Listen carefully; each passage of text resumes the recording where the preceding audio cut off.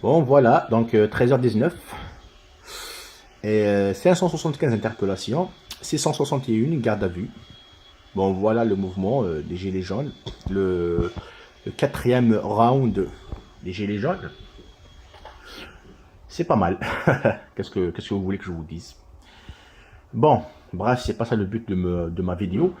Enfin, le but de ma vidéo, c'est de parler des médias et de la médiatisation à outrance du mouvement des Gilets jaunes qui pose un problème. Et je vois qu'il y avait des questions sur les réseaux sociaux. Comment que ça se fait que ces mêmes médias médiatisent autant les Gilets jaunes et on a même l'impression qu'ils sont du côté des Gilets jaunes, quoi. Donc je vais essayer d'être le plus bref possible pour ne pas ennuyer les gens et de vous donner ma propre lecture de ça, en fait. Une réponse. À vrai dire, les médias, c'est quoi? Les médias, ce sont aujourd'hui, hein, on va parler de BFM et de CNews, même d'ailleurs les médias publics, hein, France 2 et ainsi de suite. Ben, ce sont des organes qui sont là pour faire l'opinion publique. Donc le média, réellement, il est là pour créer de l'opinion publique. Il n'est pas là pour donner de l'information, mais il est là de donner de l'information et de la commenter et de créer une opinion publique. Voilà le rôle, l'un des rôles, bien le rôle majeur des médias, hein. Comme moi, par exemple, maintenant, en vous parlant, en fait, je fais exactement la même chose que eux. Je commente un événement et je veux créer une opinion, aider à la création d'une opinion publique. Chose qui n'est pas mauvaise, hein. C'est, le monde marche comme ça. Faut pas dire que c'est mauvais ou c'est comme ça que ça marche. Point. Sinon, les médias, la CNews et BFM TV, ils appartiennent à qui? Vous savez tous qu'ils appartiennent à des grands milliardaires.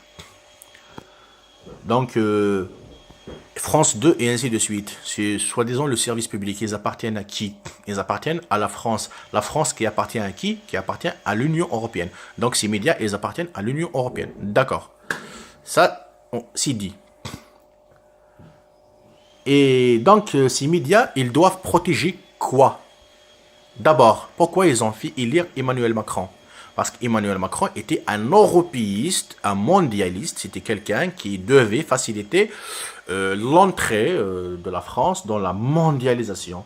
À ce que la France se noie dans la mondialisation, qui est légalisée, cette mondialisation sauvage, qui était sauvage au début, hein, qui est légalisée par le BS de l'Union européenne et de ses organes, et de sa législation, et de ses lois, et de tout ce qui sort de cette Union européenne. Voilà pourquoi donc ils ont permis à Macron d'être le président. C'est parce qu'il sert leur intérêt qui est cette Union européenne qui deviendrait le plus vite possible, et ils l'espèrent, l'empire européen dirigé par les milliardaires, par les plus riches, exactement comme l'empire américain. Donc, les médias, en fait, aujourd'hui, ils se sont accaparés ce mouvement en images, par l'image et par le débat, par les plateaux, pour que ce mouvement, pour que ce mouvement revendique uniquement comme revendication ultime, hein, attention, comme revendication ultime, le départ de Emmanuel Macron. Je vais vous expliquer. Ce qui veut dire que les médias, ils vont essayer de calmer le jeu, que ça soit juste des petites revendications, des petites miettes, hein, jeter un peu des petits os à ces chiens qui aboient, et ils vont se taire. Bon, si ça ne marche pas, ils vont commencer à faire sortir des fusibles. Le système, il est comme ça. Donc, ces médias, ils vont accompagner ça pour que lorsqu'on sortira un fusible, ils vont venir commenter pour essayer de calmer le jeu, que les gens rentrent chez eux et que c'est fini. Donc, si les gilets jaunes continuent, ça va commencer à sauter. Donc, peut-être que Édouard Philippe va sauter. Si ça, si les gens ne rentrent pas, ils sont pas satisfaits. Donc bon, voilà, ils peuvent dissoudre l'Assemblée nationale, hein. Il n'y a aucun souci.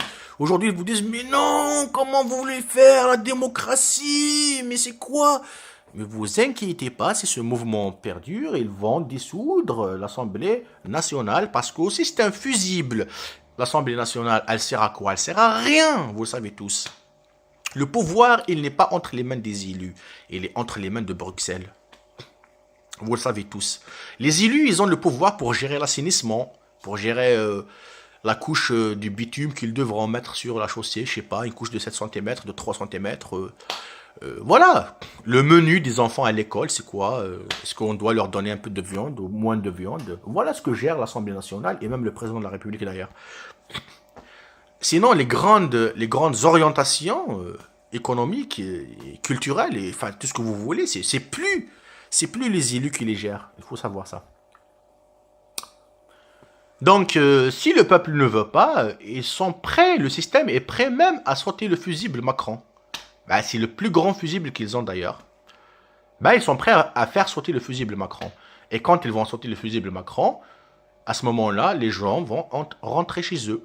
Parce que ils ont fait que la revendication extrême du mouvement, que ce soit Macron qui dégage. Eh bien, je vais vous le dire, ils peuvent le faire dégager pour refaire des élections, pour élire un autre européiste. Ben voilà, qui va maquiller un petit peu, qui va vous donner 50 € de pouvoir d'achat en plus chaque mois. Et vous allez, tout le monde sera content, je ne sais pas quoi, va rentrer chez eux. Tout le monde va, voilà. Et vous savez très très bien qu'un mouvement pareil, pour le provoquer, pour qu'il soit de cette ampleur, il faut 10 ans, 20 ans. Ou bien 30 ans. Depuis 68, il n'y a pas eu un mouvement pareil. Donc, eux, ils savent très très bien que les gens, une fois qu'ils sont rentrés chez eux, pour qu'ils repartent encore sur le terrain, il faut attendre 30 ou 40 ans ou 50 ans. Pourquoi je dis cela? C'est parce que justement les médias, vous l'avez vu, sur tous les plateaux, ils se permettent de s'attaquer à tout, à Édouard Philippe, à Macron qui était arrogant, qui était insultant, qui est machin, il n'y a pas de souci. Ils sont en train de lapider Emmanuel Macron. Mais jamais, jamais, jamais ils ne parlent de l'Union européenne. Jamais ils ne parlent de cela. Jamais ils ne parlent de la mondialisation qui est derrière l'appauvrissement des gens. Vous le savez tous.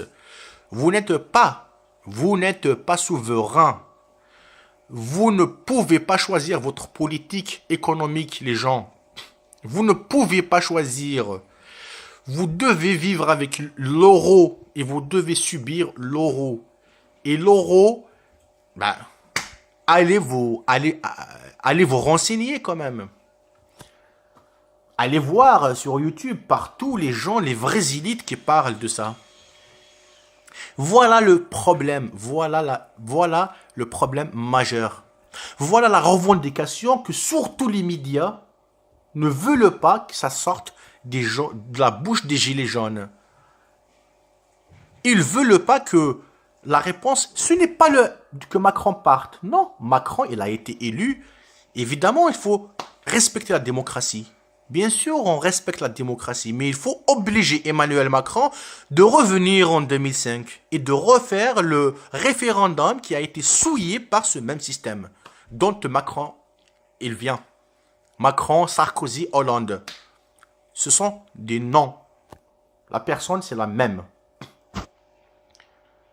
Donc, la revendication des Gilets jaunes doit être un nouveau référendum, mondialisation, ou anti-mondialisation, Union européenne ou sortir de l'Union européenne.